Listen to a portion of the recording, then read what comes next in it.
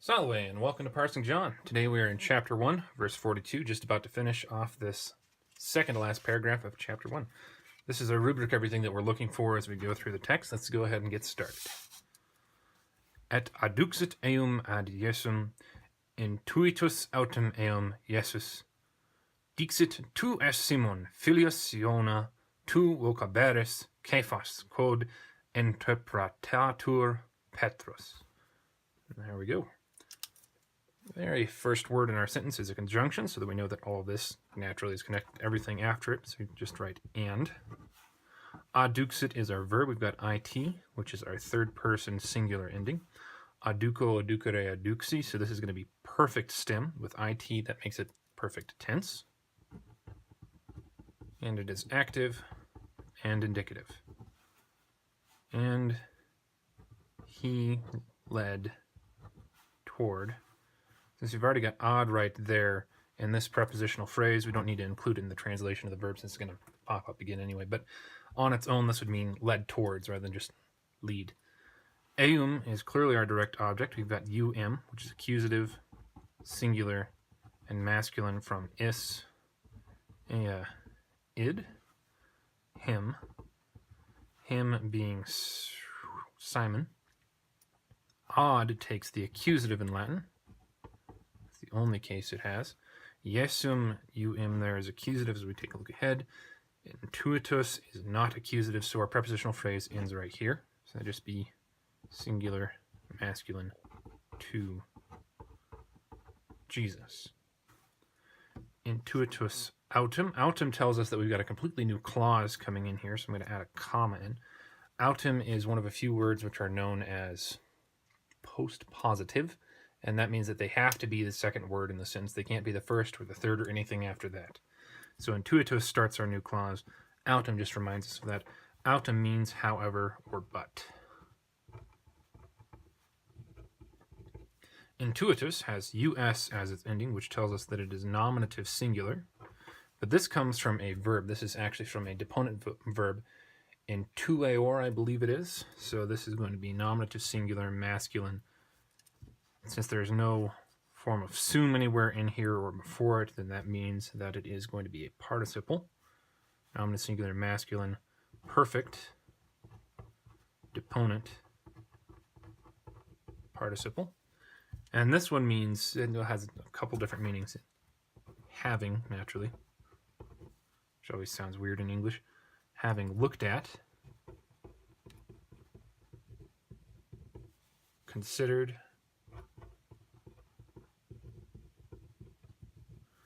or looked in the face.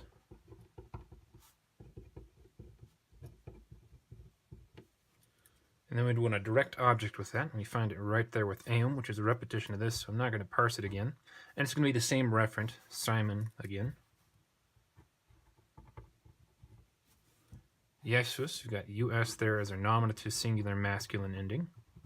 So Jesus is clearly our subject. And Jesus is paired with our participle over here. Dixit. It is again our third person singular, so I can just pull this down. And then we enter direct discourse. So I'm going to put quote marks in there, and let's take a look at what we have so far. And he being Andrew, led him being Simon, to Jesus. However, Jesus, having considered him or having looked him in the face, said. And then we enter our direct discourse.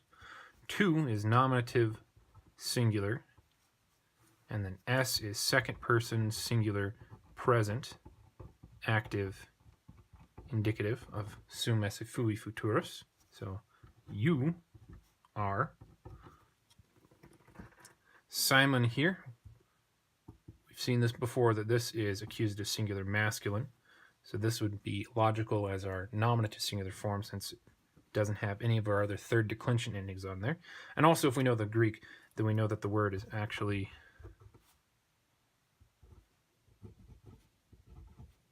Simon, and that's the nominative, and it becomes a third declension in Greek as well. You are nominative singular masculine Simon, filius US there is another nominative singular masculine. Son. And then we've got Iona. This one is not a native Latin word, nor is it a native Greek word. And it could be that it is declined in some way here so that it is genitive, which is what we would want here, son of so-and-so. But I am not familiar with any case, even any special case borrowed from another language in Latin that looks like that. It could be Greek, but as a Greek ending, it would have to be accusative plural, nominative singular, something like that, which it is not. So, or it doesn't look that way anyway. So, not sure what form this is from its language of origin, but in this case, it's functioning as a genitive. Of John. 2, nominative singular again. You, vocabaris. Eris is our personal ending. This B is a tense modifier off of our present stem. So ris here tells us that it is passive. It is also second person, so eristur, singular. B, without an A after, tells us that it is future tense. And it is not active. Passive, I already said that. And indicative. You will or shall be called Kephas. You got AS right there as our ending, which again is not a normal looking nominative form or any other case form. It could be from Greek, in which case the option would be for it to be genitive singular, but we wouldn't have you be called a genitive. That makes no sense. So again, not quite sure what case this would be, but that's because it's from a different language. And in this case, we'd probably just treat it as a nominative singular masculine. And it means what it looks like. Cephas. You will be called Cephas. Quod interpretatur. So since we've got a change of person in here, this indicates to us that the direct statement ends. Quod could be a relative pronoun, could mean which, or it could be conjunction meaning because. So we want to try it as both in this context to see which makes most sense. So let's go to the verb first. Interpretatur. Tur is another passive ending. This time it's third person singular. Eristur. Interpreta is our present stem. We don't have any B's. And A tells us that this is, well, technically it could be subjunctive, in which case it would have to be a third conjugation. But I believe we've seen this before, and it is actually, in fact, just a first conjugation. So, still present. Passive. Indicative is translated Petrus, US, nominative, singular, masculine, meaning what it says. Peter. And it's interesting that this is Petrus and not Peter. It's not an ER type noun. Instead, it is a US type. It's very curious. But anyway, moving back to quod. So we have our two different options. It could be because it is translated Peter, or it could be which is translated Peter. Now, clearly, which in English makes a lot more sense. So that's going to be nominative, singular, neuter. Which. And there we go. That is all of it. Let's see what it sounds like in its own context. And he led him to Jesus. Jesus, having looked at or considered or looked in the face of him, however, said, "You are Simon, son of John. You will be called Cephas," which is translated Peter. So far, so good. Sentence makes sense, which is a good sign. Let's take a look at it in the greater context from verse 35.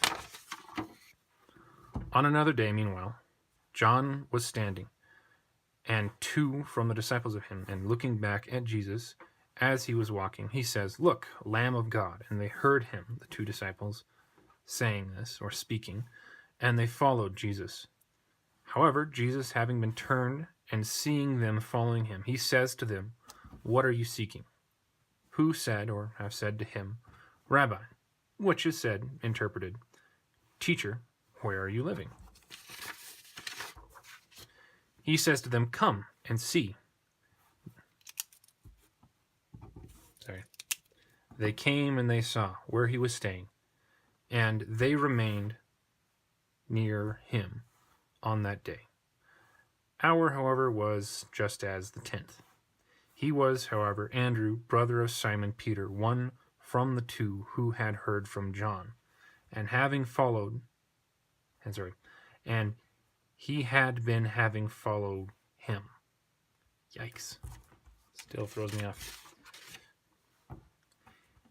This finds first his own brother Simon, and he says to him, we have found Messiah, which is interpreted, which is what we went for down here, so we should up here as well, which is interpreted Christ.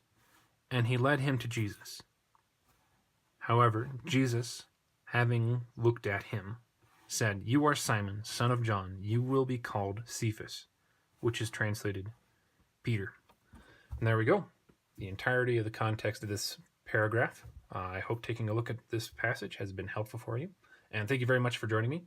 On our next set of videos, next week, we're going to be going through and we're going to be comparing our Latin texts to our Greek texts. It's going to be one video per page. It's going to be a grand total of 3, Monday, Wednesday, and Friday. And we're going to see how well the Latin holds up.